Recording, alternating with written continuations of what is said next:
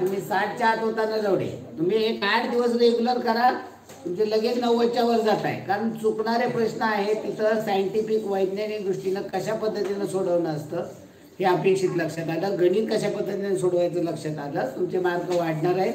अगदी पूर्वाला देखील 60-70च्या आसपास पडत होते, आज तिला 90च्या पुढे 97-98 पर्यंत मार्क पडत आहेत. तुम्हाला सगळ्यांना मार्क पडणार आहेत असे. फक्त तुम्ही नियमित प्रेझेंट राहणं, प्रत्येक सोल्युशन पाहणं, प्रत्येक प्रश्न कसा सोडवलेला आहे ते समजून घेणं, त्या पद्धतीनं पुढील पेपरमध्ये सोडवणं अपेक्षित आहे. तुम्ही जर या पद्धतीनं कामकाज केलं तर नक्कीच खूप चांगले मार्क आपल्याला पडणार आहेत. असू द्या बर्गे नलवडे कमी असू द्या, एक 8 दिवसामध्ये तुम्ही 90 पर्यंत जाताय याची मी तुम्हाला गॅरंटी देईन. फक्त नेहमी तुम्ही प्रेझेंट राहा. प्रत्येक प्रश्न मी समजून देतो आहे, तो लक्षात घ्या. कशा पद्धतीनं सोडवणं अपेक्षित आहे, कशा पद्धतीनं विचार करणं अपेक्षित आहे हे समजून घ्या. चला पेपर चालू करूया. थोडीशी गडबड आहे यार. हा या काठी कुठे. चला पेपरला सुरुवात करूया आपण. आज जरा थोडी गडबड आहे. उद्याच्याला बॅचला सुट्टी राहील. आपल्या उद्या संध्याकाळची ऑनलाईनची बॅच आहे, त्याला सुट्टी राहील. काय म्हणजे 3 आकृत्या दिलेल्या आहेत. 4थ्या आकृतीसाठी प्रश्नचिन्ह दिले. पहिल्या 2 मध्ये जसा संबंध आहे तसाच 3ऱ्या-4थ्यामध्ये संबंध आहे. वा पहिल्याचं दुसऱ्यामध्ये काय झालं, ही आकृती 45 अंशामध्ये घड्याळाच्या दिशेने फिरवली. मग ही 45 फिरवली नंतर हा येतो या ठिकाणी पर्याय क्रमांक 1 येणार आहे. 45 अंशात घड्याळाच्या दिशेने फिरवलेली आहे. चला उत्तर टाकत चला. साखरे उत्तर टाकत चला. नलवडे बर्गे चला. चला दुसरा प्रश्न पहा. इथे त्रिकोण आहे, 2 रेषा म्हणजे एकूण किती झाल्या 5 रेषा. 5 रेषाचा काय दिला पंचकोन. इथे किती रेषे 1 2 आणि या 4 म्हणजे एकूण किती झाल्या 6 रेषा. 6 रेषा कोणत्या पर्यायामध्ये आहे, पर्याय क्रमांक 4 मध्ये आहे. चला हे घे नाही तपासा चेक करा. कुणाची उत्तर जर वेगळी येत असतील तर आपल्याला तिथं आपण सांगितलेलं उत्तर आणि त्यांनी दिलेलं उत्तर इथं आपण विचार करतो, समजून घेतो. काही वेळा आपली उत्तरं त्यांची उत्तरं चुकीचीही असतात, हे पण आपण समजून घ्यायचे. अथर्व वाचते घ्या. अथर्व वाचते 88.75. चला पुढे प्रश्न पहा. पहिल्याचं दुसऱ्यामध्ये काय झालं, या आकृतीचं हा त्रिकोण आहे तो तसा म्हणजे कोण आहे तसा ठेवलेला आहे. परीक्षा नळी काय झाली, त्याचा आरशाचं प्रतिबिंब 2 हे बाहेर. आता काय होणार आहे, हा कंस आहे तसाच राहणार. जरा बारीक करा, संपूर्ण पेपर बसेल ना, 4 पर्याय बसेल ना त्याच्यामध्ये. हा ओके पहा या ठिकाणी हा कंस आहे तसाच राहणार आहे. त्याच्यावरून 3रा पर्याय कट होईल. या परीक्षा नळी चौकोनी आहे, याचा आरशातलं प्रतिबिंब काय होईल, हे तोंड इकडे येणार आहे, त्याच्यावरून पहिला पर्याय कट होईल. राहिला 3रा. 4था पर्याय कट होईल आणि हे गोल बाहेर जाणार आहे. त्यामुळे पर्याय क्रमांक 3 येणार आहे. पर्याय क्रमांक 3. चला पुढे पाय यू आहे, 3 यू जोडले उलटे केले. 3 व्ही आहे उलटे करा. ओके आता उलटे करायचे म्हटलं तर त्याच्यानं कोणताही पर्याय कट होत नाही. कुठला तिसऱ्याचं 2 येते ना, 2 येते 2. 3रा कट केला, 3ऱ्याचं 2 आहे. पायूचं उलट झालं, वीचं उलट झालं, कोणताही पर्याय कट होत नाही. आता इथं काय बघायचंय, हे टिपके पहा. बाजूला 2 मोकळे होते, भरलेले होते, मध्ये मोकळे होते. आता काय झालं, भरलेल्याच्या ठिकाणी काय झालं, मोकळे झाले. मोकळे होते तिथं भरलेले. इथं वीचं तसंच होईल, उलटे होतील. आता या ठिकाणी पहा, बाहेरच्या याच्यावरती अधिक गुणिले अधिक गुणिले, जिथे गुणिले अधिक आहे तिथं काय होईल, गुणिले होईल. जिथे तसा पद्धतीने अर्थ आहे, गुणिले अधिक गुणिले अधिक. इथं उलट झाल्यानंतर इथे गुणिले अधिक अधिक गुणिले नाही चालणार. इथे अधिक दिले तुम्ही हे चालणार नाही. गुणिले अधिक गुणिले अधिक, इथे गुणिले गुणिले अधिक अधिक. तर पर्याय क्रमांक 3 येणार आहे. बारकाईनं ते चिन्ह बारकाईनं बघणं गरजेचं होतं. हा चला पुढे 5 ते 8 मध्ये 5 ते 8 मध्ये काय म्हणलेलं आहे, प्रश्नाच्या आकृतीशी हुबेहूब जुळणारी उभी रेष आडवी रेष. उभी रेष आडवी रेषेवरनं तिसरा पर्याय कट होईल. ओके, पहिला पण पर्याय कट होईल. जी ही रेषा तिरकी आहे ती मधनं निघणारी पाहिजे होती. म्हणजे पहिला दुसरा कट झाला, राहिला तिसरा चौथा. त्याच्यामध्ये बघितल्यानंतर लगेच लक्षात येते तिसरा कट होईल. उत्तर पर्याय क्रमांक 4 येणार आहे. अगदी सोपा आहे, सुंदर. चला काय मागे बडबड करायची नाही. ओके, चला पुढील प्रश्न घ्या. हुबेहूब जुळणारी झेंडा डाव्या बाजूला फडकतो आहे. झेंड्यासारखा आकार आहे. डाव्या बाजूला पाहिजे, इथे उजव्या बाजूला आहे. पर्याय करतो. ओके, झेंड्यावरनं फक्त पहिला पर्याय कट झाला. 2, 3, 4 मध्ये झेंडा आहे. नंतर हे गोल कसे दोन्ही मध्ये आतमध्ये गोल, त्याच्यामधनं रेषा आहे. मी इथे पहा काय दिले, वरती खाली. हा पर्याय कट राहिला दुसरा आणि तिसरा. परत पहा त्याच्यामध्ये दुसरा आणि तिसरा त्रिकोणामध्ये इथे बाजू चिकटलेला आहे, इथं कोणावर चिकटवलेला. आपल्याला कसा पाहिजे, कोणावर चिकटवलेला. त्यामुळे पर्याय क्रमांक 3 येणार आहे. 6व 3 आहे. चला पुढे प्रश्न 7वा प्रश्न घ्या. चला 7व 6व 3 बरोबर आहे. वाचते बर्गे गुड, छान उत्तर देत चला. 7वा प्रश्न घ्या. 7वा प्रश्न काय आहे, पाया 2 तिरक्या रेषा म्हणजे कोण कोणत्या बाजूला, डाव्या बाजूला. डाव्या बाजूलाच पाहिजे आणि याला चिकटून पाहिजे. इथे चिकटून नाही म्हणजे हा पर्याय कट होईल. इथे चिकटून नाही म्हणून हा पर्याय कट होईल. राहिला पहिला आणि तिसरा. फरक पहा, जेव्हा 2 पर्याय राहतात तेव्हा फक्त आणि फक्त प्रश्नाकडे लक्ष द्यावं, म्हणजे पर्यायाकडे लक्ष द्यायचं, याच्याकडे लक्ष द्यायचं नाही. नाव काय फरक आहे याच्यामध्ये, आणि इथे त्रिकोण आहे गोल. आपल्याला कसा पाहिजे, त्रिकोण. त्यामुळे पर्याय क्रमांक 1. चला पुढे 8वा प्रश्न. 3 गोल आहेत. 3 गोल. इथं आकार पहा कसा, पंचकोनासारखा आकार. इथे कर्व दिला म्हणून हा पर्याय कट होईल. इथे कर्व दिला, पर्याय कट होईल. राहिला दुसरा आणि चौथा. ओके, आता इथे आपण पाहतोय पहिल्यांदा काय, सगळंच एकदम बघायचं नाही रे, मला माहिती आहे सोनवकर. इथे पंचकोन आहे, इथे पंचकोन. आता फरक काय, आता जेव्हा 2 पर्याय राहिले तेव्हा बघायचे या दोघांमध्ये फरक आहे. इथे दोन्ही गोल भरलेले, इथे एक मोकळा आणि एक पोकळा. आपल्याला कसे पाहिजे, दोन्ही भरलेले. त्यामुळे उत्तर पर्याय क्रमांक 2 येणार आहे. 8व 2. 8व 2 वासते बरोबर आहे, बर्गे बरोबर आहे, नलवडे बरोबर आहे. चला 9वा प्रश्न. 9वा प्रश्न काय निघलेलं पहा, मालिका पूर्ण करायची. ज्या प्रत्येक याच्यामध्ये मालिका वाढत जातं, कमी होत जातं, काय होतं ते पास. पहिल्यांदा पहा आडवी रेष, त्याला 2 तिरक्या रेषा. काय झालं, वरती 2 रेषा वाढल्या. पुन्हा काय झालं, खाली 2 रेषा वाढल्या. म्हणजे आता काय होणार आहे, वरती 2 रेषा वाढल्या. वरती 2 रेषा वाढलेली या पद्धतीची आकृती. खाली या रेषा याच्यामध्ये नाही आहेत, याच्यामध्ये नाही आहेत. म्हणजे ह्या पर्याय पहिला आणि तिसरा कट होईल. राहिला दुसरा आणि चौथा. दुसऱ्या आणि चौथ्यामध्ये फरक काय, इथे 2 रेषा वाढले, तिथे काय झाले 2 रेषा. पुन्हा अजून या 2 रेषा म्हणजे 4 रेषा वाढल्या. आणि चौथा कट होईल. उत्तर पर्याय क्रमांक 2 येणार आहे. 9व 2. 9व 2 उत्तर. वाचते बरोबर आहे, नलवडे बरोबर आहे, बर्गे बरोबर आहे. इथे सगळ्याचं बरोबर आहे. तर 10वा प्रश्न काय, मालिका पूर्ण करायची. काय होते पहा, आहे तशी आकृती. हा बाहेरचा टिंब आतमध्ये आला.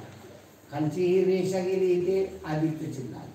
आता हे अधिकचं चिन्ह पहा, हे टिंब आतमध्ये येतोय, खालचं निघून जाते. हा अधिकचं चिन्ह पुन्हा वरती. हे अधिकचं चिन्ह वर आलं, हा भरलेला टिंब खाली गेला. आता खाली गेल्यानंतर काय होणार आहे, इथं पुढं हा टिंब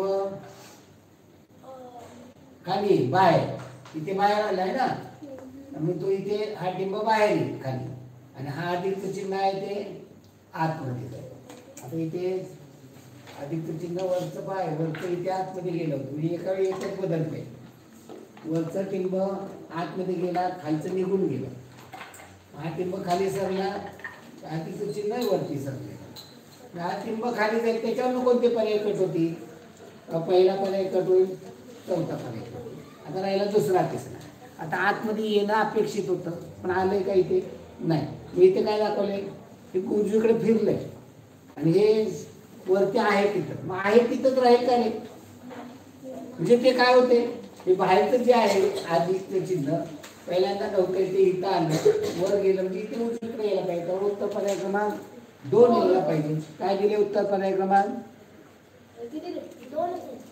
2 दिले का बाप. आपल्याला विचार आपण ज्या पद्धतीनं केला होता त्या पद्धतीनं आता इथं पर्याय कट म्हणजे पर्यायाशी निगडीत आपल्याला चालावं लागेल. इथे टिंब पहा, टिंब खाली येणार आहे त्याच्यामध्ये पहिला आणि तिसरा पर्याय कट केला. आता राहिला दुसरा चौथा. काय फरक आहे दुसऱ्या चौथ्यात? इथे टिंब आहे इथे टिंब आहे. फरक आहे इथं आकार लहान आहे इथे आकार मोठा आहे. इथे आकार लहान आहे म्हणून हा कट केला. उत्तर पर्याय क्रमांक 4. मी तो गोल आहे बाहेरचा अधिकचं चिन्ह आहे ते घड्याळाच्या विरुद्ध दिशेने फिरत आहे त्याच्या पाठी. चला पुढे. म्हणजे जास्त पहा आपण उत्तर अपेक्षित ज्या पद्धतीनं धरलं होतं त्या पद्धतीनं त्याचं उत्तर नव्हतं. चला पुढे 10वं पर्याय क्रमांक 4 आहे. 10वं 4 वाजते बरोबर, नलवडे बरोबर, बरके बरोबर. 11वा प्रश्न घ्या. 11वा पहा या ठिकाणी फक्त तिरक्या रेषा आहेत. मागे तिरक्या रेषा कुठे गेल्या? पहिल्यातनं इथे गेल्या म्हणजे कशा फिरताय? घड्याळाच्या दिशेने. नंतर तिसऱ्या दुसऱ्यामधलं तिसऱ्या तिथे गेल्या म्हणजे तिसऱ्यातल्या चौथ्यात कुठे जातील? या ठिकाणी. त्याच्यावर कोणता पर्याय कट होईल? तिसरा पर्याय. रेषा कशा तिरक्या आहेत पहा. ज्या पद्धतीने तिरक्या पाहिजे अशा तिरक्या पाहिजे त्यामुळं चौथाही पर्याय कट होईल. आता राहिला पहिला आणि दुसरा. पहिल्या आणि दुसऱ्यामध्ये फरक आहे. इथे 3 भागात टिपके इथे 2 भागात टिपके. आता बघू आपण काय होते. पहिल्यातल्या दुसऱ्यामध्ये इथं गेलं. आता इथे काय होतं? टिपके कसे येतात आहे. जसं हे पुढे सरकेल तसं इथे टिपकेच्या मागे काय आले? टिपकेच आले. टिपकेच्या मागे काय येते? टिपकेच येत आहे. त्यामुळे उत्तर पर्याय क्रमांक 1 येणार आहे. तुम्हाला की इथे रेषा वगैरे नाही. चला पुढे 12वा प्रश्न. 12वा प्रश्न चिन्ह पहा. गुणिलेचं फक्त एका गोष्टी लक्ष केंद्रित करायला हवं. डाव्या बाजूला वर आहे, उजव्या बाजूला वर आलं, उजव्या बाजूला खाली आलं, डाव्या बाजूला खाली असणार आहे. त्याच्यावरनं पर्याय कट होईल दुसरा. आता याच्यामध्ये फरक काय पहा. याच्या चिन्हांचा फरक पहा. नंतर गोलावरती लक्ष देऊ आपण. गोल पहिल्यांदा उजव्या बाजूला वर आहे, उजव्या बाजूला खाली, डाव्या बाजूला खाली म्हणजे डाव्या बाजूला वर येणार आहे. त्याच्यावर कोणता पर्याय कट होईल? आपण हात पहिल्यांदाच कट केला, दुसरा कट. आता राहिला पहिला आणि चौथा. फरक काय? त्रिकोणाची जागा. त्रिकोणाची जागा. त्रिकोणाकडे लक्ष द्या. त्रिकोण पहिल्या आकृती उजव्या बाजूला खाली, दुसऱ्या आकृती डाव्या बाजूला खाली, तिसऱ्या डाव्या बाजूला वर, म्हणजे चौथ्यात उजव्या बाजूला वर असेल. त्यामुळे पर्याय क्रमांक आहे. किंवा या ठिकाणी असं जर तुम्ही त्या साधी सोपी पद्धत वापरली, चिन्हांचा क्रम घड्याळाच्या दिशेने बघितला. काय? गुणिले वर्तुळ त्रिकोण, गुणिले वर्तुळ त्रिकोण, गुणिले वर्तुळ त्रिकोण. आता इथं पहा घड्याळाच्या दिशेने गुणिले वर्तुळ त्रिकोण आहे का? गुणिले वर्तुळ त्रिकोण घड्याळाच्या दिशेने नाही, मध्ये जागा सुटली. गुणिले वर्तुळ त्रिकोण क्रमवार आहे का? नाही, ते जागामध्ये सुटली. गुणिले वर्तुळ त्रिकोण आहे का? इथे क्रमवार नाही. आता इथे बघा गुणिले वर्तुळ त्रिकोण पर्याय क्रमांक 4. केवळ तेवढं बघितलं असतं तरी लक्षात यायला हवं. चला पुढे 13 ते 16 मध्ये पहा. या ठिकाणचं अंतर कमी, या ठिकाणी मोठं आहे. म्हणजे या पद्धती असा आकार पाहिजे असलेला. ओके. पुढे आता इथे पर्याय कट पद्धत वापरा.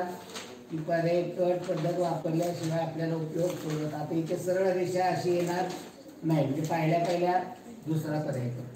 आता जशी तशी बसणारी आकृती पर्याय क्रमांक 3 आहे. जसे आपण बसवलं तर ते जमतं. म्हणजे इथे 4 तर असे आकार नाही आहे, त्यामुळे 4 कट होईल. राहिला पहिला आणि तिसरा. पहिला आणि तिसरा पहिला फिरवून बसवला तर तो बसणार आहे. फक्त इथं आणि तिसरा सेम टू सेम बसतो. सरळ जसाच्या तसा बसतो. जसाच्या तसा असताना फिरवून बसवायच्या भानगडी पडायची काही गरज नाही. त्यामुळे उत्तर पर्याय क्रमांक 3 आहे. चला पुढे 14वा प्रश्न. इथे पहा तिरकी रेषा. तिरकी रेषा जेवढी पाहिजे त्यापेक्षा इथे मोठी आहे. या पद्धतीने जशी पाहिजे तशी नाही. त्यामुळे राहिला पहिला आणि चौथा.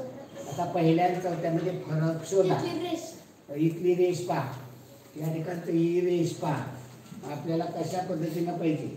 इथे पहा छोटीशी रेष आणि ती लांब रेष आहे, छोटी आणि ती लांब रेष आहे. त्यामुळे उत्तर पर्याय क्रमांक 4 येणार आहे. चला 15वा प्रश्न. आकार पहा, इकडे खाली आहे, जास्त खोल कापले, इथे वर कापले, म्हणजे दोन्ही एका रेषेत नाही. आता सेम टू सेम अगोदर जुळतंय का पहा.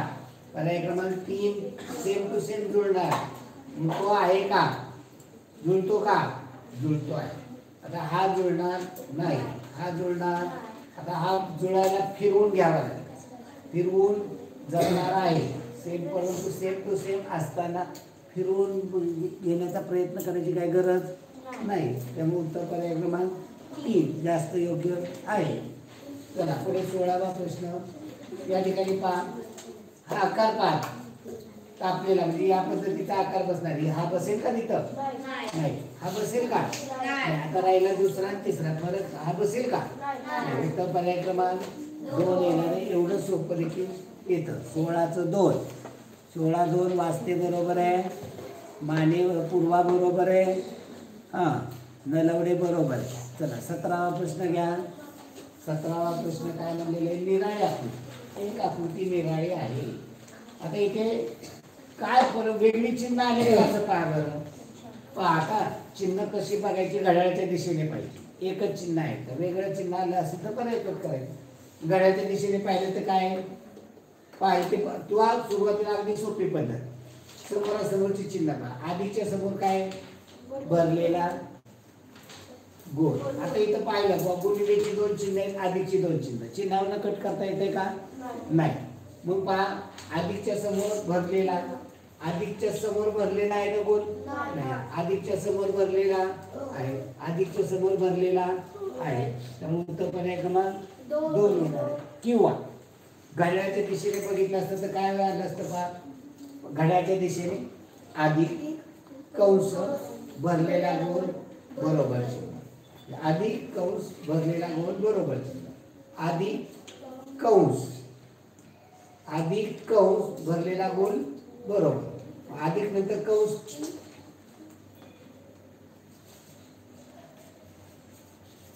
अधिकच्या नंतर कंस पाहिजे. आता हे समोर दिलाय, अधिकच्या नंतर कंस भरलेला गोल आणि टिंब पाहिजे, भरलेला गोल आणि बरोबरचं चिन्ह पाहिजे. इथे आहे का, अधिक कंस भरलेला टिंब बरोबर, अधिक कंस भरलेला गोल बरोबर, बरोबर आहे.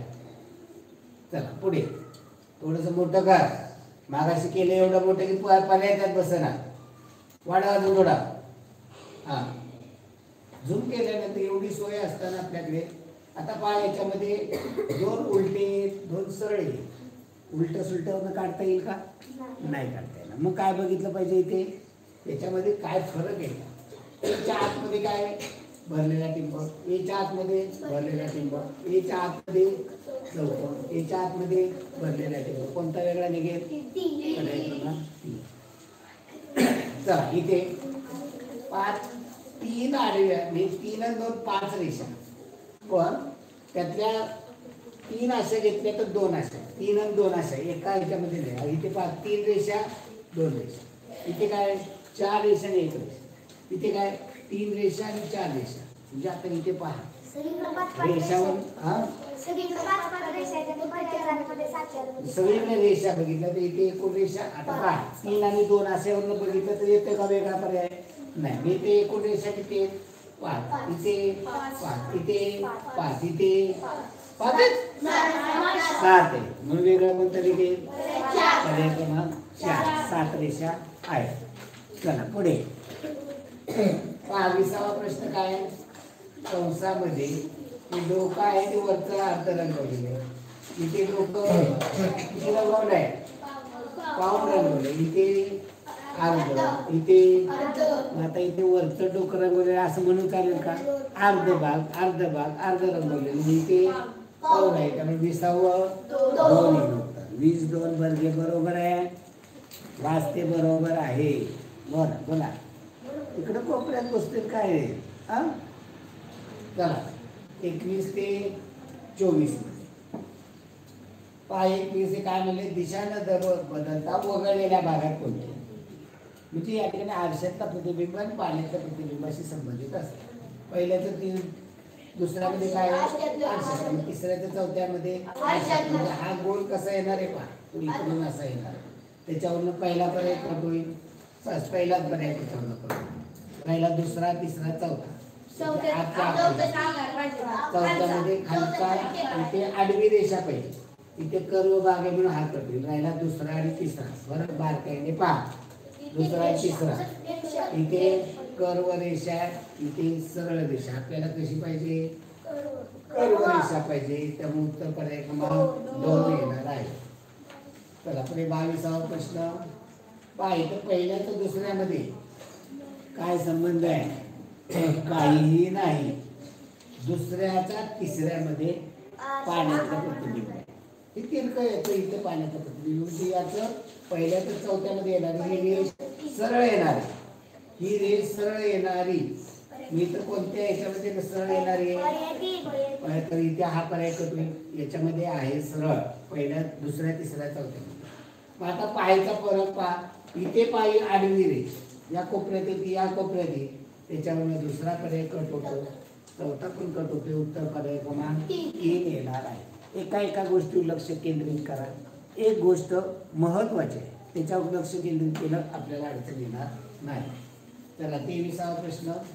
पहिल्या तर दुसऱ्यामध्ये काय संबंध आहे का? इथे अधिक इथे गुणिले काय संबंध? दुसऱ्याचा तिसऱ्याशी आहे पाण्यातला प्रतिबिंब. म्हणजे पहिल्याचं इथे काय असणार आहे? पाण्याचं प्रतिबिंब. इथे अधिक येते, या ठिकाणी अधिक करून पहिला पर्याय कर.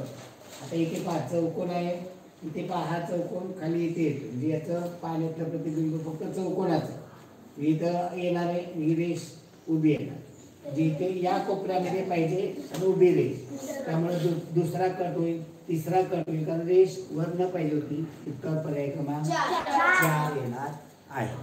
चला पुढे 23वा प्रश्न झाला. 23वा झाला 24. पहा बरं पहिल्या तर दुसऱ्यात काय संबंध येईल का?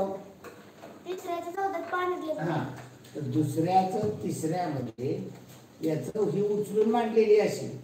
आता उचलून मांडायला ही इकडे येण्यासारखं आहे का पर्याय?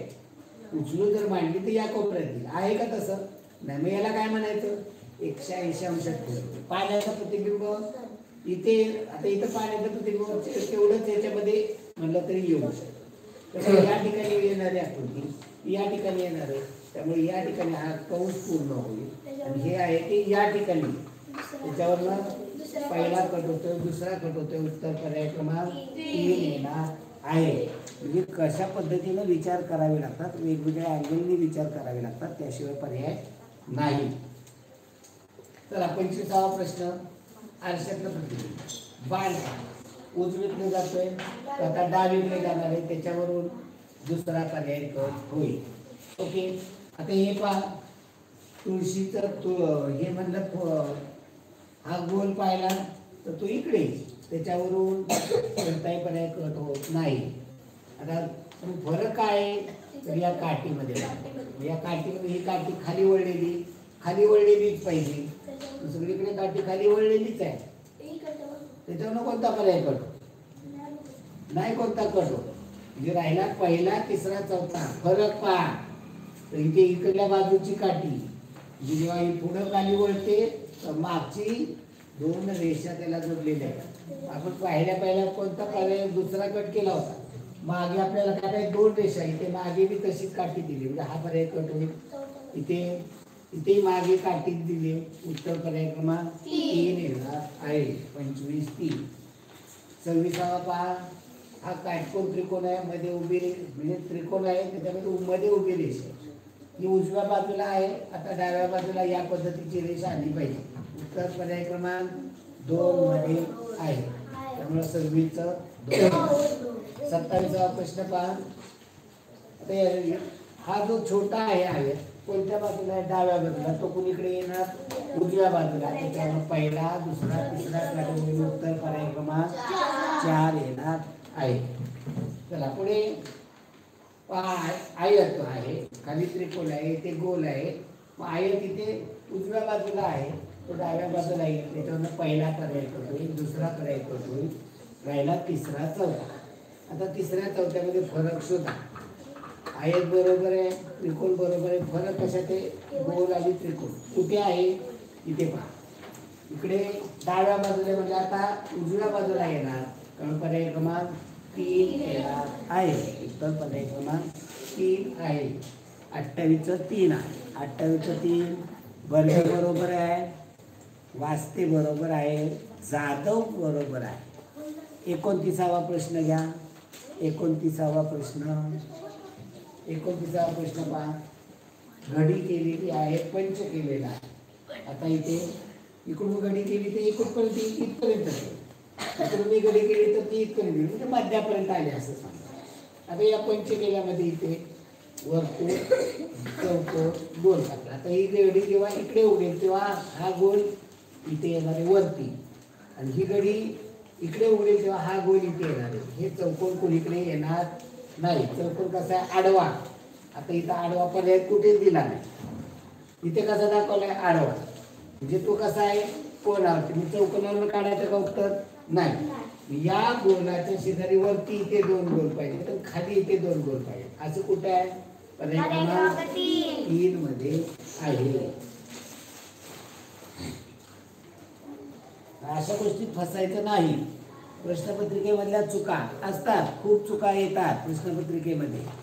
या चुकावरनं त्यातनं कौशल्य आपलं खरं दाखवायचं की आपण ते कसं सोडवू शकतो. चला, वरून खाली घेतली. आता वरून पहा, वरून खाली पण नाही दाखवलं, पण नुसती घडी दाखवली. आता इथे समजायचं मग आपण ही खालून वर घेतली, नंतर इकडून घडी इकडे घातली, आणि नंतर इथे कापलेलं. जेव्हा इकडे उघडेल तेव्हा हा चौकोनला या ठिकाणी चौकोन येणार आहे आणि इथे त्रिकोण येणार आहे. इकडे पहा बरं, चौकोनाच्या शेजारी याचा आरशातला प्रतिबिंब, याचा आरशातला प्रतिबिंब कुठल्या याच्यामध्ये जुळतोय?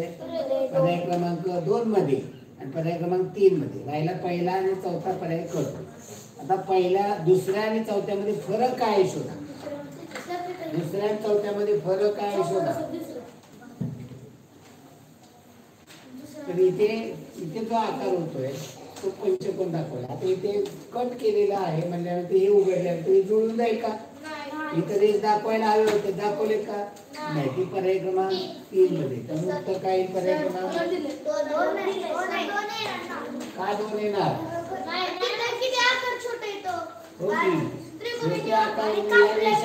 आता इथे मग कापलेलं दाखवले का? इथे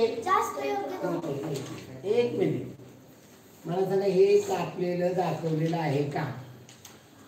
कापलेलं जर दाखवलं नसतं तर इथे फट अंतर दिली असती का? इथे अंतर दिले का? इथे अंतर दिलेलं आहे, इथे अंतर दिले. याचा अर्थ असं जर कापलं असेल तर या ठिकाणी असंही कापलेलंच असणार आहे. कापलेलं म्हटल्यानंतर जास्त योग्य पर्याय क्रमांक 3 पाहिजे. त्यांनी 2 दिलेले आहे, मला त्याचं मान्य करायचं का? त्याच्या पद्धतीनं चालायचं. आपण नाही विचार करायचा का? आपण विचार केला पाहिजे ना. म्हणजे याच्यामध्ये फरक आहे मला सांगा बरं. इथे रेष ही दिली नसती, एवढं झालं. रेष दिली असती तर ती जुळली असती का? बरोबर. पर्याय क्रमांक 3 आला असता का? आला असता. पण इथे कापलेलं दाखवतं म्हणजे इथे कापलेलं दाखवायला हवंच का नाही? दाखवायला हवं. त्यामुळे उत्तर जास्त योग्य पर्याय क्रमांक 3 आहे. जरी त्यांनी 2 दिलं असेल, 30चं 2 दिलं असेल, तर जास्त योग्य माझ्या मते 30चा पर्याय क्रमांक 3 आहे. असू दे. चला, करेक्शन कर. चला, 31वा प्रश्न पहा. वरून खाली घडी घातली, खालून वर घडी घातली. आता इथे तिरकी घडी घातली. आता ही तिरकी घडी इकडे उघडेल तेव्हा हा कोपरा इथे जुळलेला आहे, हा बाजू इकडे जुळलेली. त्यामुळे इथे अर्धगोल येतो, इथे अर्धगोल येईल. हा अर्धगोल इकडे येणार. जेव्हा हे वरती उघडेल तेव्हा या अर्धगोलाला वरती गोल येईल. हा गोल पूर्ण होणार, वरती गोल पूर्ण होणार. त्याच्यावरनं पहिला, दुसरा प्रतिबिंब पर्याय क्रमांक 3 आणि 4 आहे. आता हे जेव्हा इकडे उघडेल तेव्हा या पंचकोनाला पंचकोनच जुळलेला असेल. तो या पद्धतीनं तिरका पाहिजे. इथं उलटा तिरका दाखवला, हा पर्याय कटून उत्तर पर्याय क्रमांक 4 येणार आहे. 32वा पहा. इकडून घडी इकडे घातली, नंतर वरून घडी खाली घातली. या ठिकाणी आकार कापलेला. जेव्हा ही घडी वर उघडेल तेव्हा या त्रिकोणाचा आकार, हा आकार इथं आहे का पहा. जो आपल्याला आकार पाहिजे पाकळी सारखा, या पद्धतीची पाकळी पाहिजे. आहे का या पद्धतीची पाकळी?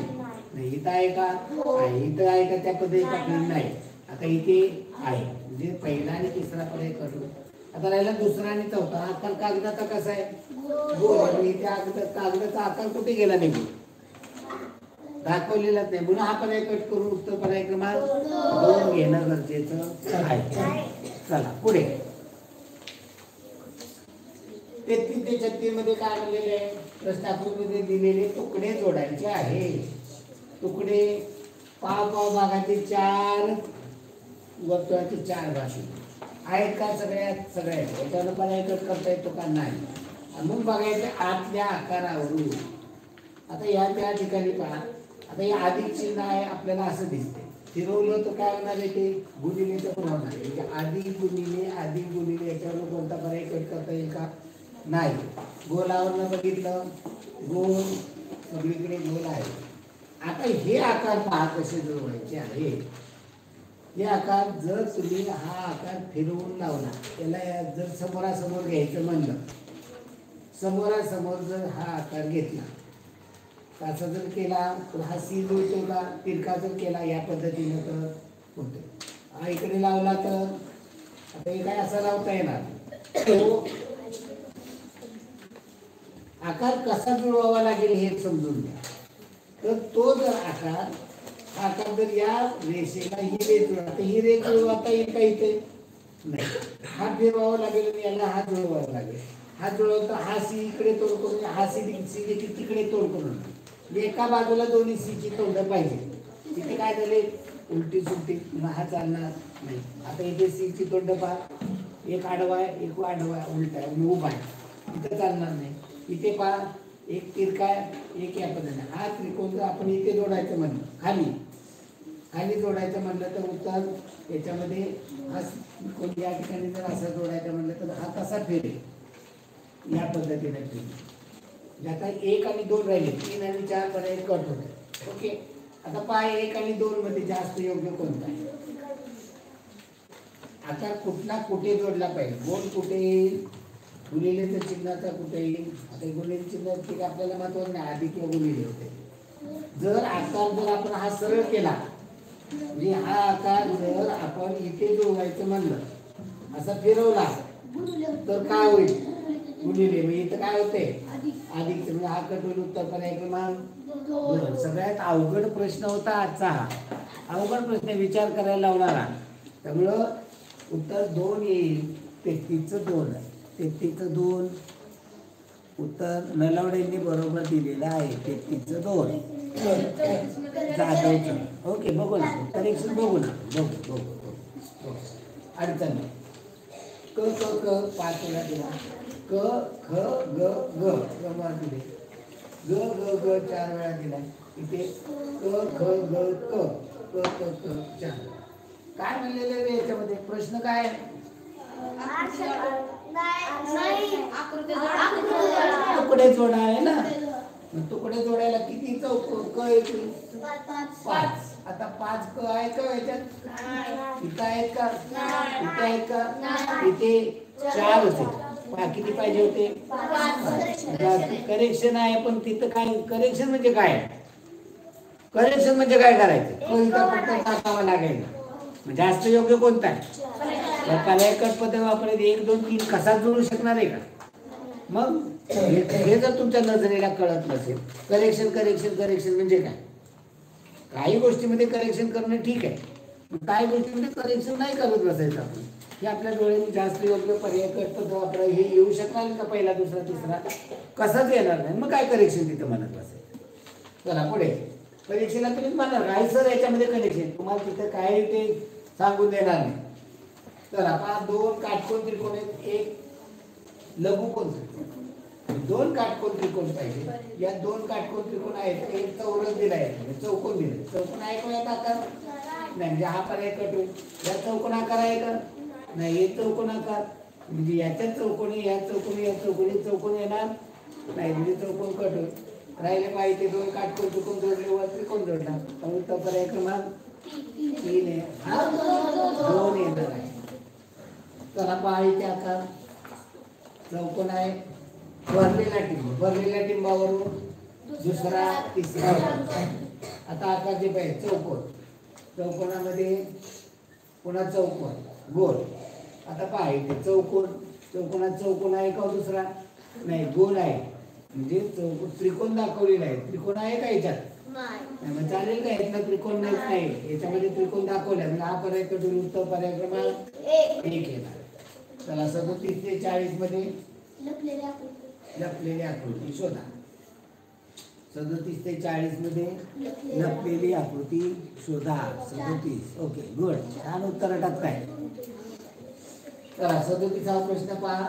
लपलेली आकृती, हा आकार कुठल्या याच्यामध्ये लपलेला आहे?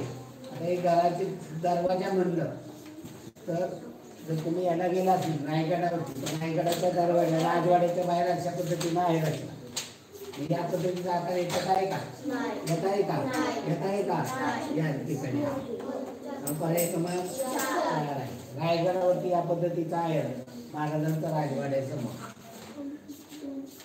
पुढे 38वा पहा. हा आकार पहा. 1 2 3 4 चार रेषा चौकोन ज्या पद्धतीने अपेक्षित आहे तसा. इथे कोपऱ्यामध्ये आलेली रेष कोपऱ्यामध्ये आली का? इथं कोपऱ्यात येणारी पाहिजे होती, इथं नाही. इथं कोपऱ्यात आली रेष, तिरकी रेष आहे का? ही कुठेच नाही. इथे तिरकी रेष कोपऱ्यामध्ये गेलेली नाही. आई आता जेव्हा एक पर्याय येतो तेव्हा जरा बारकाईनं बघायचं. क्वचित प्रसंगी तो फिरवून देखील दिलेला असतो. या ठिकाणी तिरकी रेष खाली आडवी उभी, बरोबर आहे. पर्याय क्रमांक 2. 38 2 बर्गे बरोबर आहे. चला 38 बर्गे तेवढे टाकले. चला 39वा पहा. डब्ल्यू, पुन्हा डब्ल्यू, 2 डब्ल्यू पाहिजेत आपल्याला. इथं आहे का डब्ल्यू? नाही. इथे डब्ल्यू होत नाही. इथे डब्ल्यू आहे पहा हातामध्ये. इथं डब्ल्यू आहे, इथे डब्ल्यू. उत्तर पर्याय क्रमांक 40 4. उत्तर पर्याय क्रमांक 39वर राहिला का? 39वा पहा. उभी आडवी, तिरकी रे तिरकी तिरकी. उभी आडवी झाली, तिरकी वर गेलेली आहे पहा. जितकी जशा पद्धतीने तिरकी पाहिजे तशी इथं नाही. हा पर्याय तिरकी वर गेली पुन्हा इथे. पण ठीक आहे, मग इथे कोपऱ्यामध्ये जाते, ठीक आहे. मग इथे बघू, तिरकी वर गेलेली इथे, याचा अँगल जुळत नाही. इथे पहा, इथे वर गेली त्याला तिरकी रेष, इथं खाली आलं म्हणा तर इथं ज्या पद्धतीने पाहिजे तेवढी नाही. मग जास्त योग्य आपल्याला पर्यायी पद्धतीनं जाणं गरजेचं आहे. तिरकी रेष आडवी उभी, तिरकी रेष खाली आडवी उभी. पर्याय क्रमांक 3 मध्ये जास्त योग्य आहे. 2 मध्ये आहे पण तेवढी ती जुळत नाही. चला पुढे गणिताचा. चला ओके विद्यार्थी मित्रांनो, पहा या पद्धतीनं आपण जर नियमित केलं तर आपल्याला खूप चांगले मार्क पडतील. तर त्यासाठी आपण नियमित अभ्यासात राहिलं पाहिजे, नियमित सोडवला पाहिजे पेपर. चुकलेले प्रश्न कोणते चुकले, का चुकले हे समजून घेतलं पाहिजे. गणिताला सुरुवात करूया.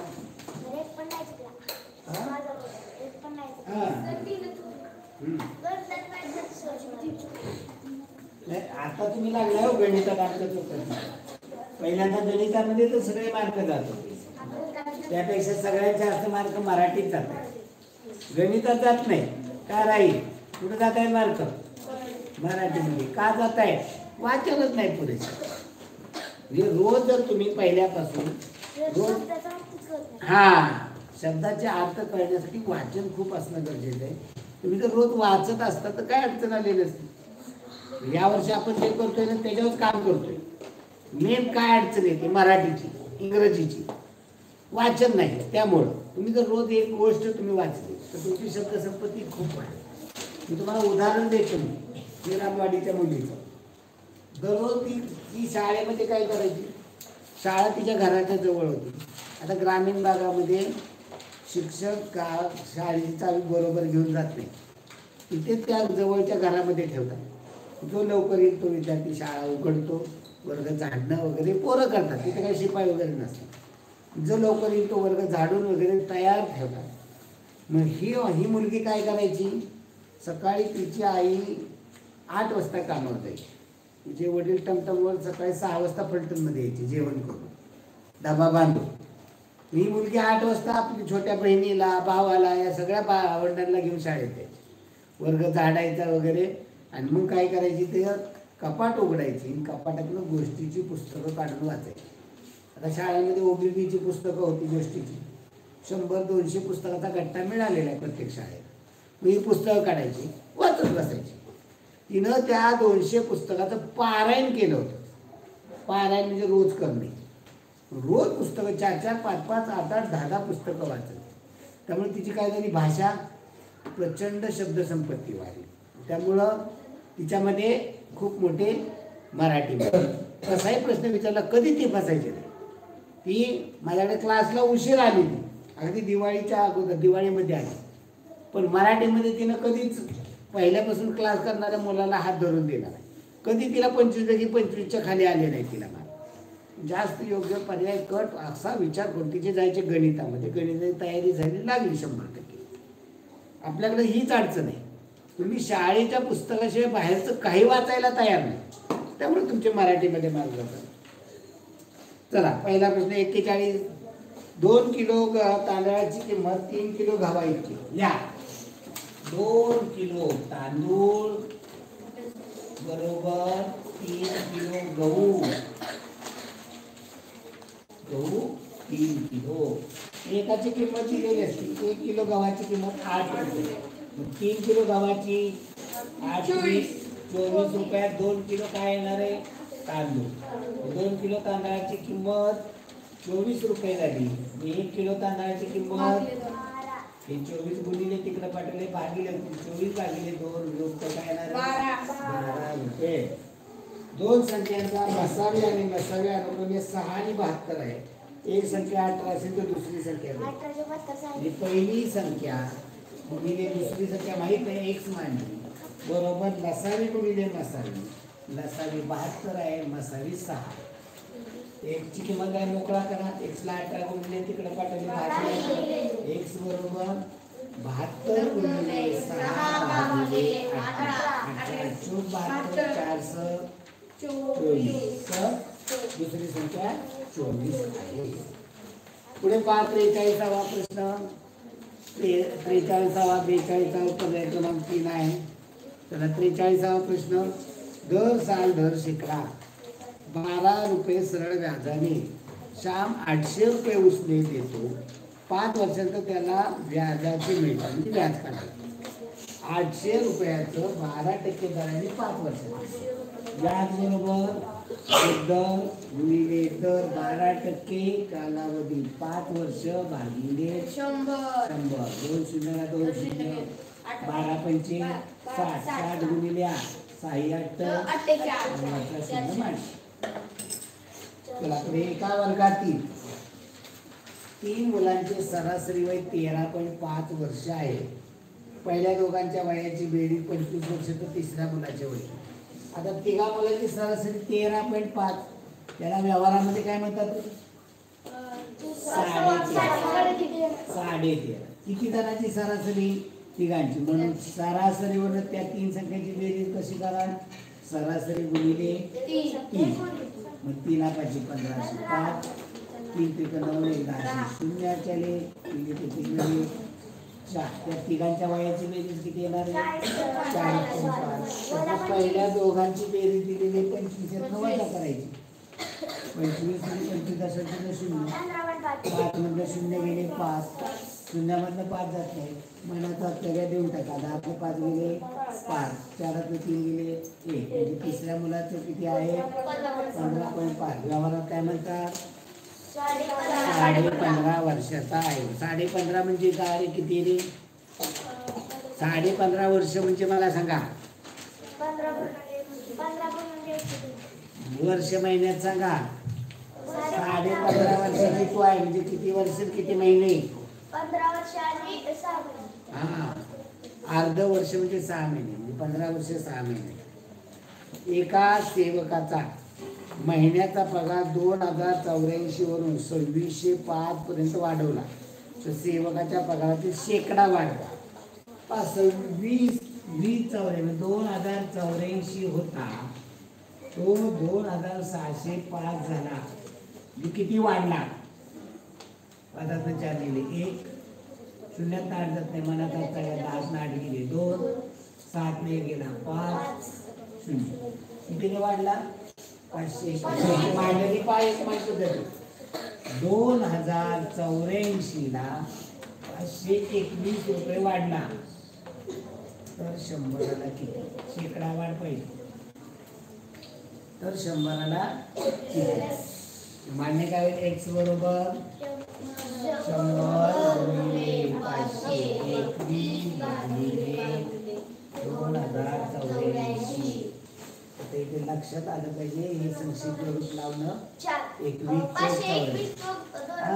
21 चोक 84 येते मग 521 येते 521 521 चोक 2084 हे आपल्या डोक्यात आलं पाहिजे या भाग जाणाऱ्या संख्या असतात आता 4 ने इकडे 4 दुने 8 बाकी 2 राहिले 2 0 20 4 25 ही किती वाढ झाली 25% किती झाली वाढ 25% पुढे 2 दशांश चिन्ह 0 6 7 8 9 2 दशांश चिन्ह 0 6 7 8 9 ही संख्या शतांशामध्ये पूर्ण केली हे कुठलं घर आहे दशांश आणि हे शतांशामध्ये पूर्ण करायचे मग पुढली पाच एक अंकी आहे 5 पेक्षा मोठी म्हणजे हे काय होती 6 चे 7 उत्तर काय येणार आहे 6 चे 7 का झाले रे 5 एक अंकी बघायचं 5 आहे किंवा 5 पेक्षा मोठे असेल तर पुढे नाही 2 अंकी असेल तर 50 पेक्षा मोठे असेल तर पुढे नाही 3 अंकी असेल तर 500 पेक्षा 3 अंकी आहे आणि 500 पेक्षा मोठे म्हणून या 6 चे करायचे 7 2 दशांश चिन्ह 0 7 पुढे 25 मीटरला 12 मीटर रुंद असलेल्या आयताकृती टाकीमध्ये 2.5 मीटर खोलीपर्यंत पाणी आहे तर टाकीतील पाण्याचे घनफळ घनफळाचं काय सूत्र आहे लांबी गुणिले उंची ही सगळी माप कशामध्ये मीटर मध्येच आहे वेगळी वेगळी जर माप मीटर सेंटीमीटर असतो तर काय केलं असतं आपण सगळी परिमाणं सारखी केली आता सारखी करायला लागत नाही आता हा गुणाकार करायचा अगोदर हा गुणाकार केला तर लगेच तुम्हाला कळेल ओके 12 पंचे 800 आले 6 12 दुने 24 6 दशांश चिन्ह एका संख्येचा म्हणजे 25 गुणिले 30 हा शून्य मांडून म्हणजे 30 आहे आता वरच्या शून्याला काही किंमत आहे का नाही हा शून्य खाली मांडून टाकलं गणित काय राहिलं 25 घन मीटर आता घन मीटरला मी मराठीमध्ये घन मीटर म्हणतो घन आपण मराठीमध्ये म्हणतो घनला इंग्रजीमध्ये काय म्हणतात क्यूब म्हणतात मग त्याच्यावर काय झाला शब्द क्यूबिक मीटर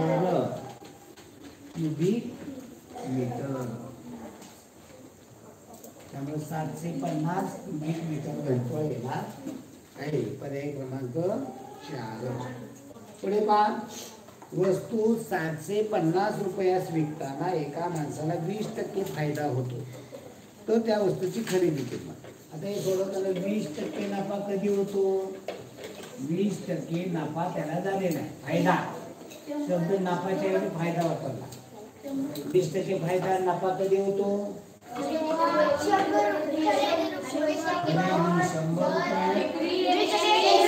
आता याच्यात एक आकडा दिलाय कोणता दिलाय विक्रीचा किती दिलाय कुठे लिहू 750 मग खरेदी काढायची मांडणी सांगा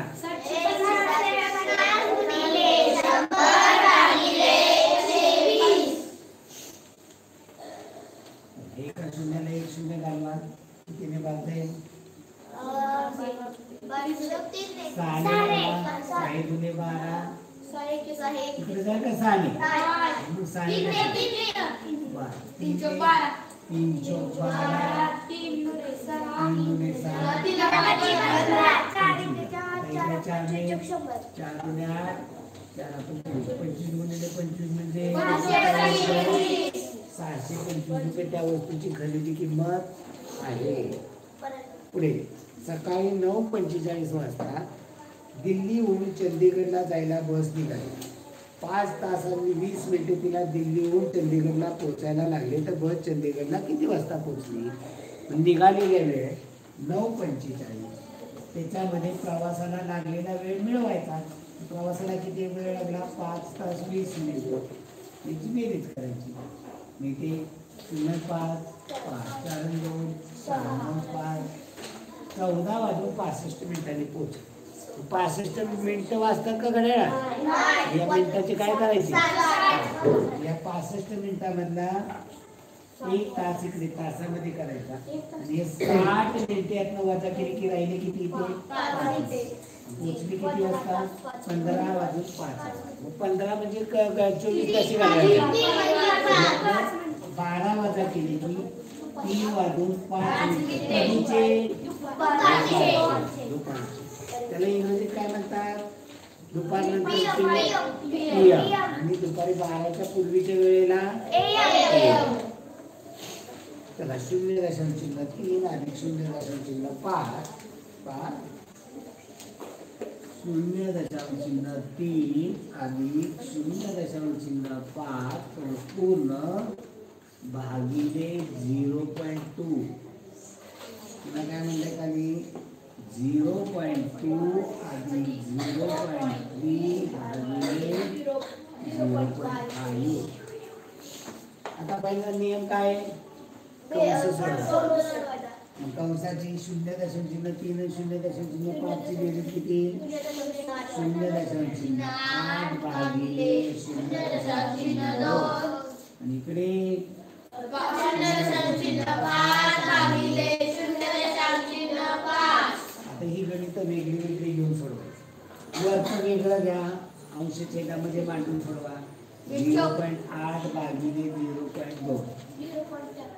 आता इथं दशांश चिन्ह काढून टाकलं. हा त्याला उत्तर सांगून मोकळा. हा लय मोठा हुशार झालाय, मला माहिती आहे किती हुशार आहे.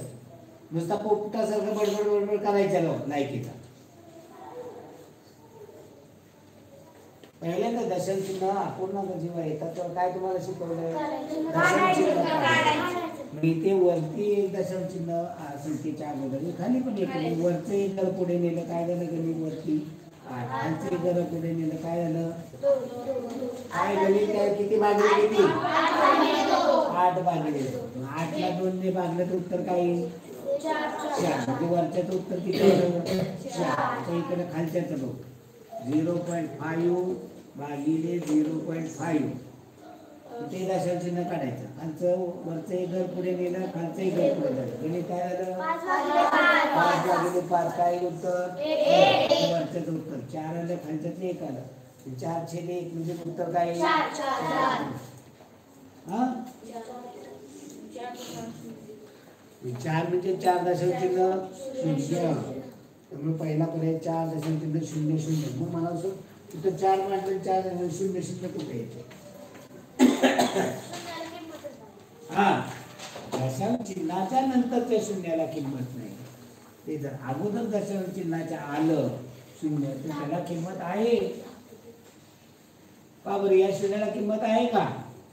मध्ये आहे, त्यामुळे आहे किंमत त्याला. पुढे लिहून घेत चला, लिहून घेत चला. आपल्याला प्रश्न सगळे लिहून घेतले पाहिजे. कळलं का? एक तरी प्रश्न लिहिला का तू?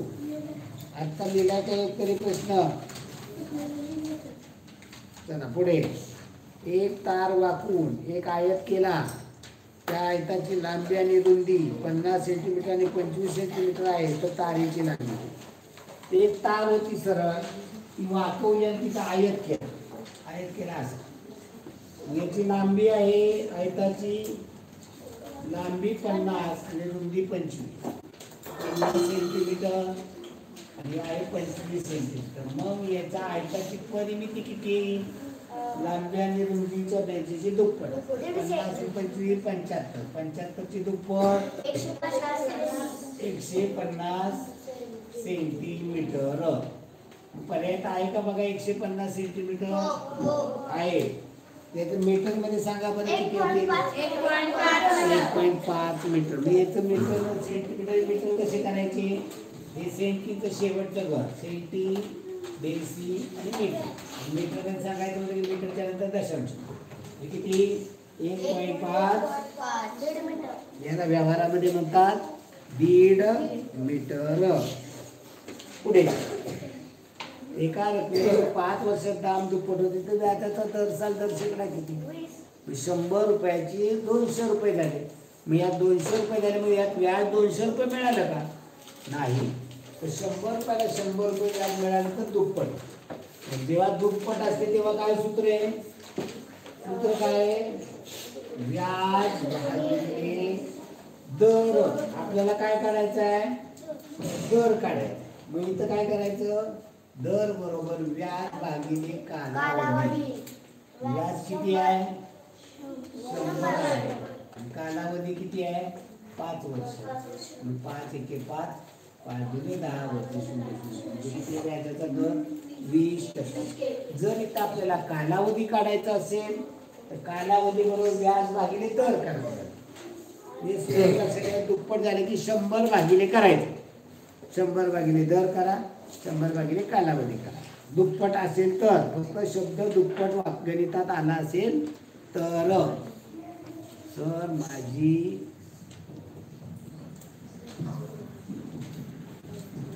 कागदाची गाडी चुकली. काय चुकती काय म्हणतात? प्रश्न कितवा म्हणतोय?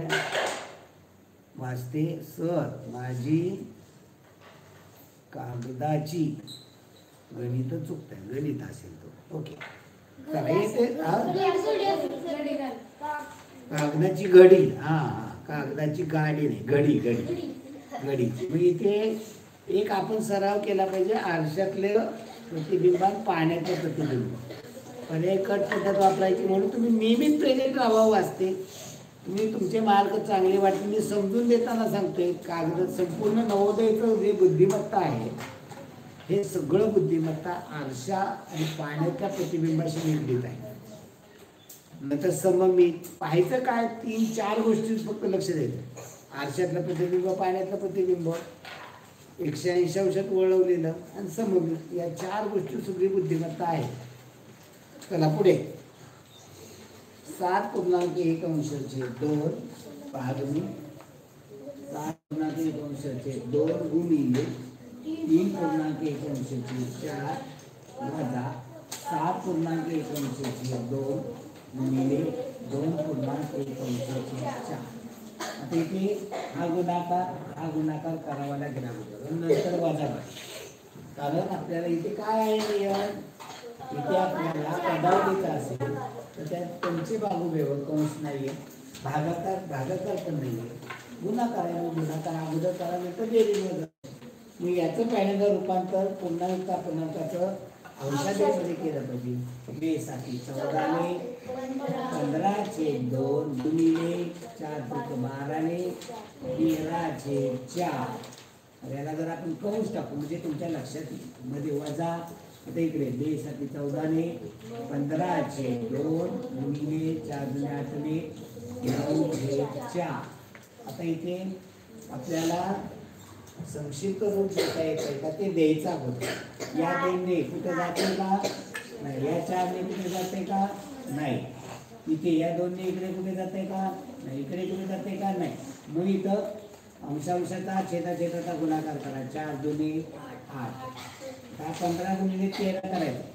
13 पाची 65 5 चाले 6 13 एके 13 6 195/8 वजा 4×2 8 15 35 135. मग इथे पहा मी तुम्हाला टेक्निक पण एक देणार आहे. जेव्हा या पद्धतीचं गणित असतं तर हे एवढं सोडवायची गरज नव्हती. कसं सोडवायला पाहिजे होतं पहा.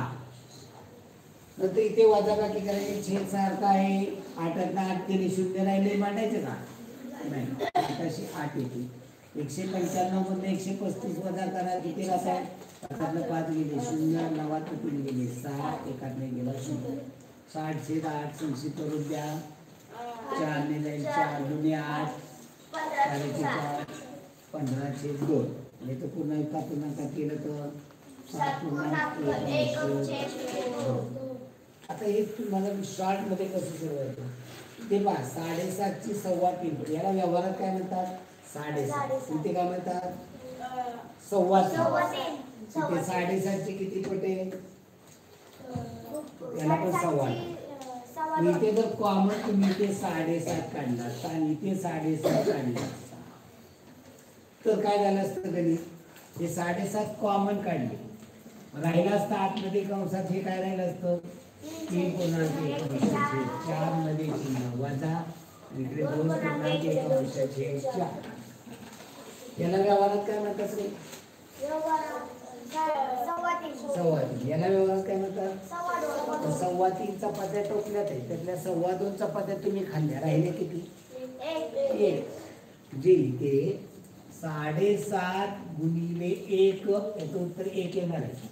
असं मांडून सोडवत बसायची गरज नाही. उकाळायला तेवढं तुम्ही उच्च लेवल गेलेला असेल तर 7.5 ची एक पट किती येणार आहे 7.5 झालं गेली. उत्तर आपल्याला 7.5 पाहिजे. म्हणजे 7.5 कुठल्या पर्यायामध्ये लगेच आपल्याला या पद्धतीनं शोधून जाता येतं. चला पुढे पहा. एका कारखान्यात एका दिवसात 425 यंत्रे तयार होतात तर 15 दिवसात किती तयार होतील. एका दिवसात 425 तर 15 दिवसात म्हणजे काय करावं लागेल 425 गुणिले 15 पंधरीपाची 7 15 गुणे 7 37 3 15 चौक 60 3 किती यंत्र तयार होते 15 दिवसात 375. एका आयताकृती भाजीची लांबी 56 रुंदी 35 लांबी 56 आणि रुंदी 35 आहे तर त्याचे क्षेत्रफळ कसं काढाल 56 लांबी गुणिले रुंदी. आता 35चा मला येत नाही मग सरळ उभी मांडणी करा 56 गुणिले 35. आता तुम्ही सोडवता तसं नाही मी सोडवत. मी इथं वेगळ्या पद्धतीनं सोडवतो तुम्ही सोडवता तसं नाही. पहा मी सरळ गुणाकार करणार 5 ने 6 ला गुणलं 5 30 0 8 आता मी तिरका गुणाकार 5 ने 5 ला गुणलं 25 या 3 ने 6 ला गुणलं 18 यांची बेरीज करणार 8 5 13 आणि 3 16 6 1 म्हणजे हातच्याला किती आले 2 आणि 1 3 आणि 4. मग आता मी सरळ गुणाकार करणार 3 5 आणि याच्याला आलेले 4 15 4 किती आलं उत्तर 1960. चला पुढे 56वा प्रश्न पहा. संख्या मालिका 17 19 22 27 17 19 22 27 34 प्रश्नचिन्ह पहा. इथे मूळ संख्या म्हणलं तर ही मूळ संख्या नाही ही मूळ संख्या नाही ही मूळ संख्या नाही. मग काय करायचं घेतला 17 आणि 19 मध्ये फरक 19 22 मध्ये 22 27 मध्ये 27 आणि 34 मध्ये कसल्या संख्या आहेत या पुढे कितीचा फरक पाहिजे 11चा का 9चा 11चा 9चा का नाही चालणार संख्या नाही इथे 11 आणि 34 आणि 11 45. 57वा प्रश्न घ्या. उतारा हे दिलेला आहे आलेख दिलेला आहे स्तंभालेख. दुसऱ्या आठवड्याची विक्री चौथ्या आठवड्याच्या विक्रीचा किती पट मला सांगा. पहिल्या आठवड्याची विक्री किती होईल 3000 आणि 4000च्या मध्ये म्हणल्यावर किती 3500. दुसऱ्या आठवड्याची विक्री 4000. तिसऱ्या आठवड्याची विक्री 3000. चौथ्या आठवड्याची विक्री 4500. पाचव्या आठवड्याची विक्री 4000. मग काय प्रश्न आहे दुसऱ्या आठवड्याची विक्री किती आहे दुसऱ्या आठवड्याची विक्री 4500. चौथ्या आठवड्याच्या विक्रीच्या चौथ्या आठवड्याची विक्री आणि दुसऱ्या आठवड्याची विक्री 4000. दुसऱ्या आठवड्याची विक्री 4000. आणि चौथ्या आठवड्याची विक्री 4,500. तर प्रश्न कसा आहे समजा. दुसऱ्या आठवड्याची विक्री 4,000. ही चौथ्या आठवड्याच्या विक्रीच्या किती पट आहे? 4,500 किती पट 4,000. इथं समीकरण तयार करता आलं पाहिजे. 4,000 हे 4,500 चे किती पट? पट म्हणले काय असतं? गुणिले. पट म्हणले काय असतं? गुणिले. मग x ला 4,500 काय गुणिले इकडे पाठवले काय होती? म्हणजे 4,000 भागिले 4,500.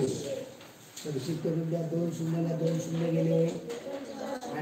5 ने 45, 5 नव्हे 45. उत्तर काय? 8/9 पट. 4,000 हे 4,500 च्या 8/9 पट आहे. चला पुढे. 56,700. 9 गुणिले 4 गुणिले 3 छेदात आहे 12,000. ही दशमान पद्धतीत लिहा. आता इथं दशमांक पद्धतीत लिहायचे आहे त्यामुळे इथे उत्तर याचं दशांश चिन्हामध्ये काढायचं आहे तेव्हा जास्त डोकं चालवायचं नाही. आपल्याला छेदामध्ये 10, 100, 1,000 अशा पट्टीत आणायचं. हा 4 ने दिलं 4 एके 4 4 त्रिक 12 वरच्या 3 शून्याची 3 शून्य या 3 ने लावलं 3 एके 3 वरचे 3 शून्य. म्हणजे गणित काय झालं? 56,500 9/1000. जेव्हा छेदात 10, 100, 1,000 असतं तेव्हा भाग बी घालवत बसायचं नाही. किती शून्य ते 1,000 म्हणजे 3. दशम चिन्ह उत्तर काय? 56.707.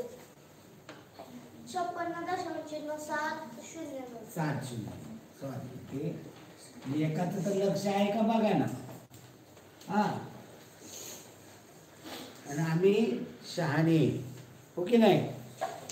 आता उद्याच्याला काठी उद्या नाही परवा दिवशी तुमचं कच्च्या कामाची वही मला तपासावी लागेल. आमच्या आठवी काय करतो रे आपण? काय करतो? कच्च्या कामाची वही तपासतो. बरोबर का नाही. आता या 5वीला त्याशिवाय नाही होतो. जे पोपटासारखं नुसते बोलतायत ना ते मग त्यांच्या लक्ष आहे. तुमचे पेपर सोडत असताना तुम्ही केलेलं कच्चं काम ते आणि इथं चुकलेल्या प्रश्नाचं लिहून घेतले का म्हणजे ते सगळं मला नंबर टाकून व्यवस्थित पाहिजे. नंबर नसेल ना विक्रांत तर फटके द्यायला मी मागे पुढे बघणार नाही. ओके चला पुढे. 2/3 3/6 7/12 17/36. त्यापैकी सर्वात मोठा अपूर्णांक कोणता? काय ओके तुझी ती पद्धत आहे. ओके पहा आपण याला एक गणित 2-3 पद्धतीने सोडवू शकतो. एक पद आपल्याला सगळ्यात मोठा पाहिजे. मग या दोघांची तुलना करायची. यातला मोठा जो मोठा निघेल त्याची पुन्हा याच्याशी तुलना करायची. या दोघातला मोठा काढायचा या दोघातला मोठा काढायचा तरी पुन्हा तुलना करायची. एकाची तुलना करत गेली तर किती गणित होती? 3. पहिले यातला मोठा जो त्याची पुन्हा याच्याशी तुलना करायला लागली 2. पुन्हा यातला मोठा निघेल त्याची पुन्हा याच्याशी करायला लागली. यातला असेही जाता येईल. एखादा मला नाही मी इथलं वेगळं करेल इथलं वेगळं करेल आणि मग त्यातला जो मोठा निघेल यातला मोठा निघेल त्यांची तुलना करेल. दुसरी पद्धत काय? दशांश चिन्हामध्ये करायची पद्धती. इथे 3 याच्या पाड्यात 2 आहे भाग शून्याचा. मला तर 0/20 झाले 318. बाकी 2 राहील 2 वर पुन्हा 0/20 318. 2 दशांश चिन्हापर्यंत बस. पुढे त्यांनी सोडून द्या. 6च्या कडे 3 नाही भाग शून्याचा. मला 0 झाले 30 6 45. आता हे 2 दशांश चिन्हापर्यंत म्हणजे इथे 2 दशांश चिन्हापर्यंत 30 मधलं 3 गेले 0 वरनं 0 घेतला 0 झाले 6 0 0. आता इथे पहा 12च्या कडे 7 नाही भाग शून्याचा. मला 0 घेतला 70 12 25 60. 70 मधलं 60 गेले 10 0 घेतला 100 12 8 36च्या पाड्यात 17 नाही. मला तर 0 घेतला 170 झाले 170 36 चौक 144. 170 मधून 144 गेले किती राहिले 26. 26 वर शून्य घेतले 260. 36 216 नाही 36 27. ओके, ही एक पद्धत. मग यातलं दशम चिन्ह काढून टाकायचं. आपल्याला मोठा पाहिजे. आपल्याला काय पाहिजे? मोठा पाहिजे. दशम चिन्ह काढून टाकलं. 2 घरं पुढे नेलं. 66 50 58 47. मोठा कोणता येईल? 66. हा मोठा. आता दुसरी पद्धत यांनी सांगितलेली वापरू आपण. 2/3 3/6 7/12 17/36. आता एवढ्या या दोघांची तुलना करू. या छेदाने इकडे गुणायचं 6 दुने 12. या छेदाने इकडे गुणायचं 3 त्रिक मोठा कोण आहे? 12 मोठे का 9 मोठे? 12. एवढाच खाली घ्यायचा होतो. हा मोठा म्हणून खाली घेतला 2/3. आता इकडे बघ 36 गुणिले 7 27 41. 2 4 7 4 7 3 4 35 252. इकडे या 12 ने 17 ला गुणलं. 12 7 84 4 चल्या 12 के 12 20. कोणता मोठा आहे? 752 मोठे म्हणजे 712. आता हे इथे आता या दोघांची म्हणजे या दोघातला हा मोठा आला, या दोघातला हा मोठा आला. आता या दोघांची तुलना करा. 12 ने 12 दुने 24. 3 ने 7 त्रिक मोठा कोण? 24 म्हणजे मूळ अपूर्णांक 2/3. हा सगळ्यात मोठा आहे. चला पुढे 2 3 5 7 11 आणि 13 या सर्व संख्या आहे. तर अशा पद्धतीनं गणित बाळाला पूर्ण झालं. भाषा कधी चला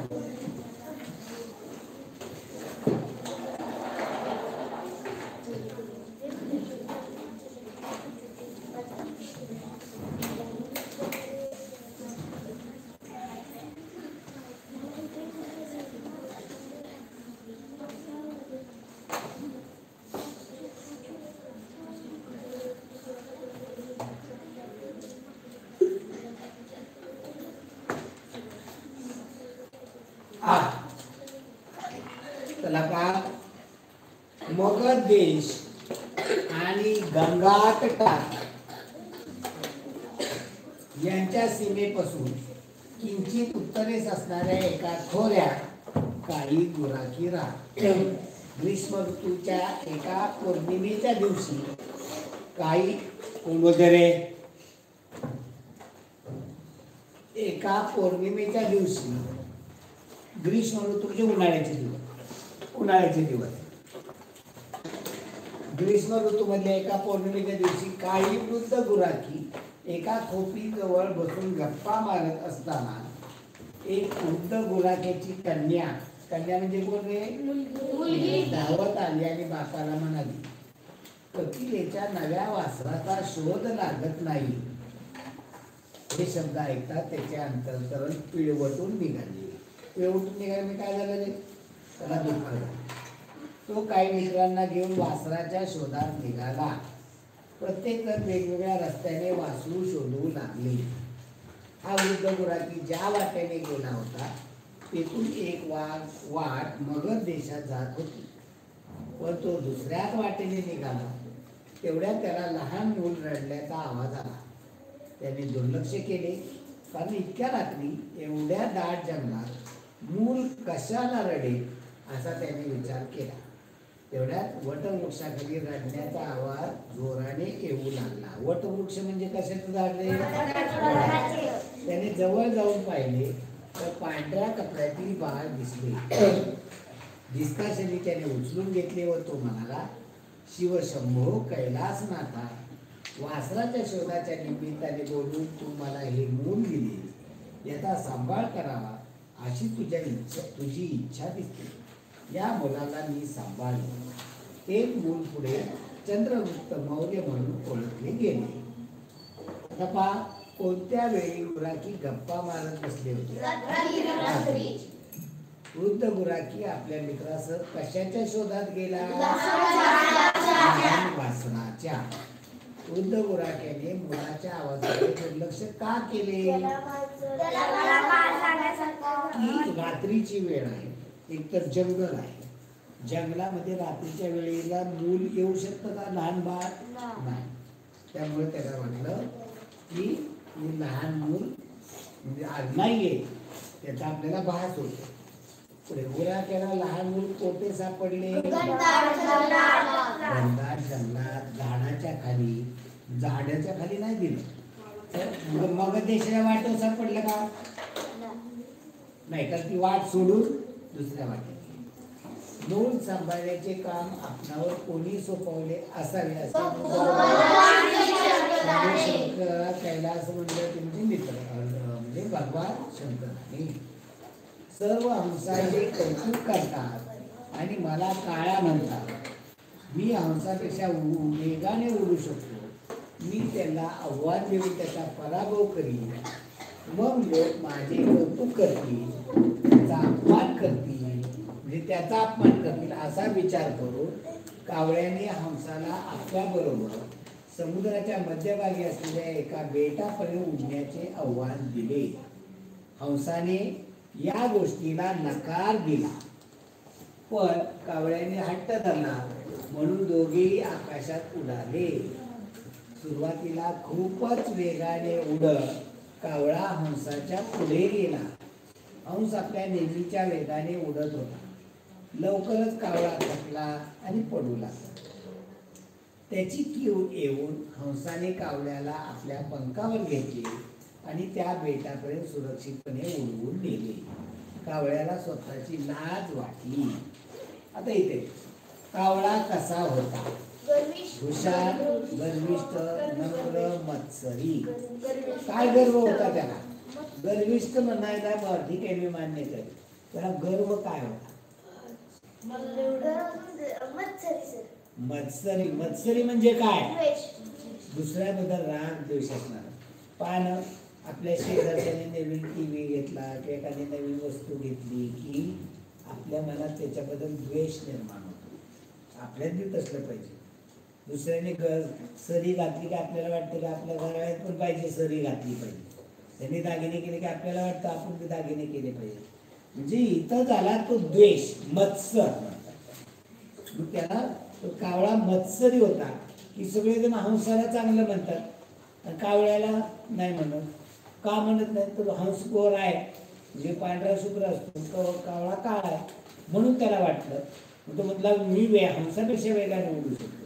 पण तसं कावळ्याने हंसाने वाक्य पूर्ण करा.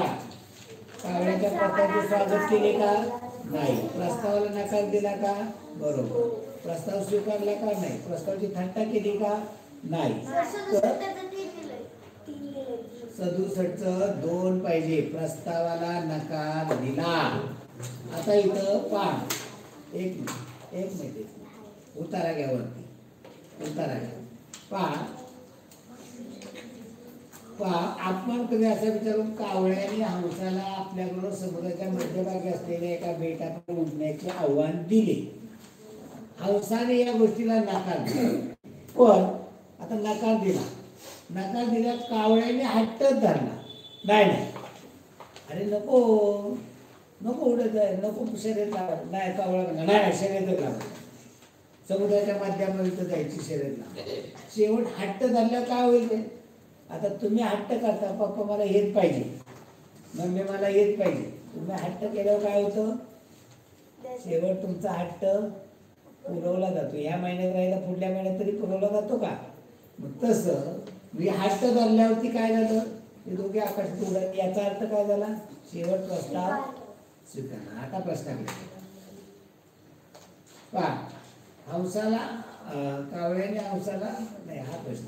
हंसाने प्रस्तावाला नकार दिला बरोबर, पण शेवटला काय करावं लागला? प्रस्ताव स्वीकारला. त्यामुळे उत्तर काय पाहिजे? नकार दिला होता पण पुढे तिथं संपली का गोष्ट? नाही.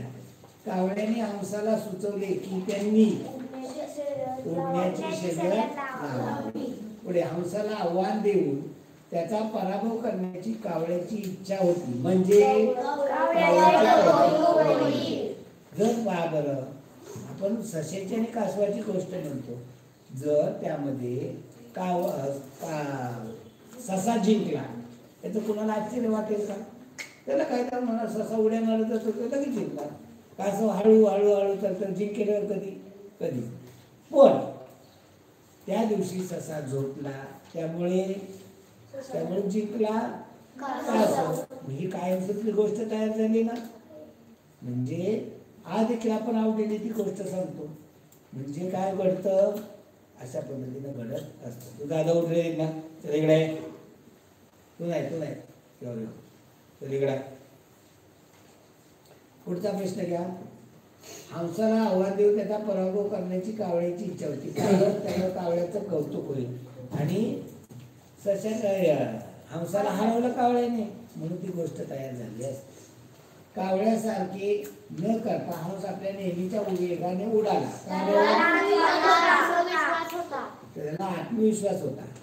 कारण हे हंस जेव्हा थंडीचे दिवस येतात, आता हे हंस आपल्या इथले काही असं नाही, रशियामधून येतात ते. मध्ये हिमालय एवढा मोठा उंच आहे, तो हिमालय ओलांडून येतात. काही पक्षी या समुद्राच्या या काठावर त्या काठापर्यंत न उडता सलग रात्रीचे 8 दिवस रात्र सलग 8 दिवस उडतात. म्हणजे त्याला माहिती आहे की आपण हे उडणारे म्हणजे सहज आरामात करणारे. पण कावळ्याने कधीच एवढा उडलेला नाही, त्यामुळे त्याला वाटतं मी किती बरोबर उडू शकतो. इथल्या इथं थोड्या अंतरासाठी तो पहा ना, तुम्ही मोठा माणूस आहे आणि तुम्ही आहात, थोड्या अंतर पळायचं, तुम्ही लगेच जोरात पळत सुटता.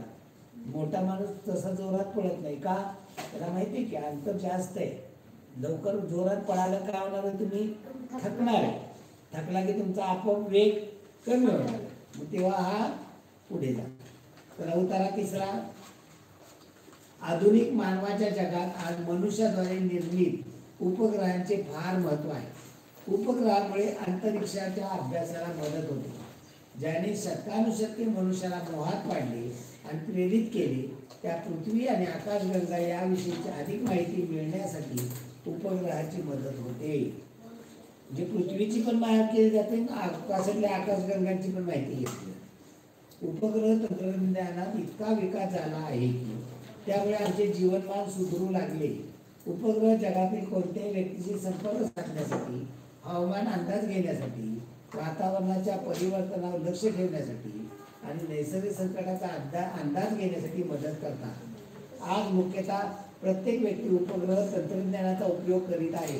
क्रेडिट कार्ड किंवा ATMचा उपयोग करण्यासाठी दररोज हे उपग्रह तंत्रज्ञान उपयोगी पडते. अशा प्रकारे उपग्रह हे मानवी जीवनाचे अविभाज्य अंग बनलेले आहे. या उपग्रहाद्वारे आपल्याला 8 दिवसाचं वादळ येणार या अगोदरच कळतं. ते उपग्रहामुळे कळायला, पूर्वी हे कळत नव्हतं. पाऊस येणारे अगोदरच 2 दिवस सांगितलं जातं इथे पाऊस येणार आहे, म्हणजे सावध तुम्ही राहा. उपग्रह कोणत्या अध्ययनासाठी सहाय्यक आहे? अंतरिक्ष. पशु, प्लॅस्टिक, जीवाणूच्या नाही. परिच्छेदात प्रस्तुत मोह या शब्दाचा अर्थ मोह करणे, मोह वाटणे किंवा मोह होणे. म्हणजे काय? मोह होणे, प्रभावित करणे. मोह आपल्याला एखाद्या गोष्टीचा मोह होतो, म्हणजे आपल्याला त्याचा प्रभाव पडल्यामुळं त्याचा मोह होतो. म्हणजे थांबा, आपण उतार्यात जाऊया. थांबा, उतार्यात कुठल्या अर्थाने वापरला येते? आपण शब्दशः घेतला, मग मोह कुठे कुठल्या मोह? ज्याने शतकानुशतके मनुष्याला मोहात पाडले. उपग्रहामुळे अंतरिक्षाच्या अभ्यासाला मदत होते. ज्याने शतकानुशतके माणसाला मोहात पाडले, म्हणजे काय झालं? पहिल्यांदा जेव्हा आपण भारताला उपग्रह सोडला, आपला उपग्रह सायकलीवरती कागदी बांधणे.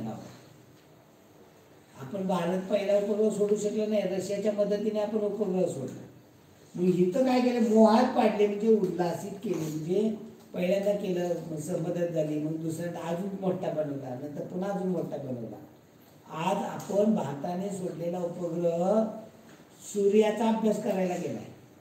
मंगळावरती आपण गेलो, चंद्रावरती गेलो, म्हणजे उल्हासित करत गेलो. म्हणून ते मोहात पाडले, म्हणजे प्रभावित करणे ही शब्दशः झाला. पण इथं कोणत्या अर्थाने? तर उल्हासित करणे. त्यामुळे उत्साह वाढला. उल्हासित केला म्हणजे काय झालं? उत्साह वाढला. पुढे म्हणून तर याला वाचन खूप पाहिजे. आपण परिच्छेदातील उल्लेखानुसार खालीलपैकी कोणता क्रम योग्य आहे? तंत्रज्ञान, देखरेख करणे, अध्ययन करणे, देखरेख करणे, अध्ययन, तंत्रज्ञान, अध्ययन करणे, देखरेख करणे, तंत्रज्ञान, तंत्रज्ञान, अध्ययन करणे आणि देखरेख करणे. पर्याय क्रमांक 4. उपग्रहाचं तंत्रज्ञान वापरल्यावर आपण उपग्रह सोडला, त्यामुळे तो आपल्या देशाचा अभ्यास करतो. आपल्या सीमेचं देखील आपण देखरेख करू शकतो की पाकिस्ताननं कोण आपल्या भागात सीमेच्या आत आलं. अगदी या उपग्रहातनं आपण गाडीची पाठीची नंबर प्लेट देखील वाचू शकतो. आपलं घर आपल्या घरामध्ये बसून पाहू शकतो अंतरिक्षातलं कसं दिसतं, वरचं छप्पर दिसेल. मी मोबाईलवरती कधी पप्पांना विचारलं तर ते दाखवू शकते.